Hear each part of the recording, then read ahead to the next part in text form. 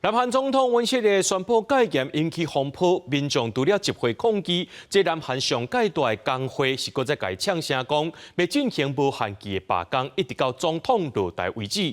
不过，英国内有民众呢是无希望社会安尼无稳定，那对于外国游客来讲，这拢是民主自由的表现。南韩国大部车五豆瓣关心总统尹锡悦担协动机，尤其针对进行的短暂式戒严激发民众积极。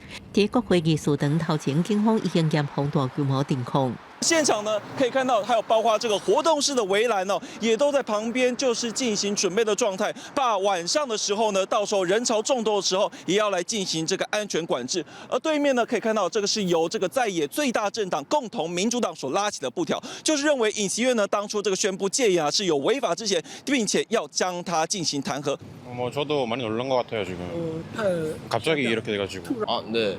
유리창도 깨졌다 하고 좀 큰일이 난 것 같다 생각했어요.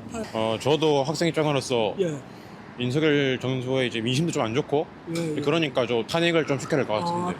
일단 말을 좀 조심하시지 않는 것 같아요. 同时间，南韩铁路工会呢日前与资方谈判破裂，在5号，也就是今天发起了部分路段的罢工。而刚好全南韩最大工会 KCTU 呢也认为，如果尹锡悦一直不下台，那就要发起无限期的罢工，到时候恐怕将更加影响民众生活。저는 얻기를 바라야죠.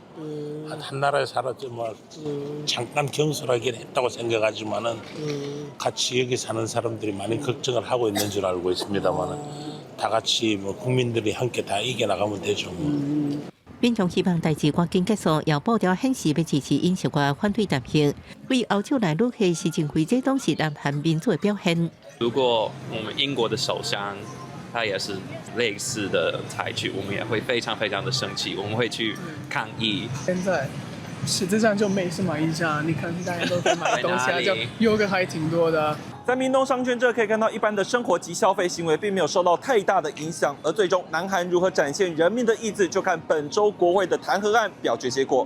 以上是公视新闻吕建云、陈宏毅在南韩首尔的采访报道。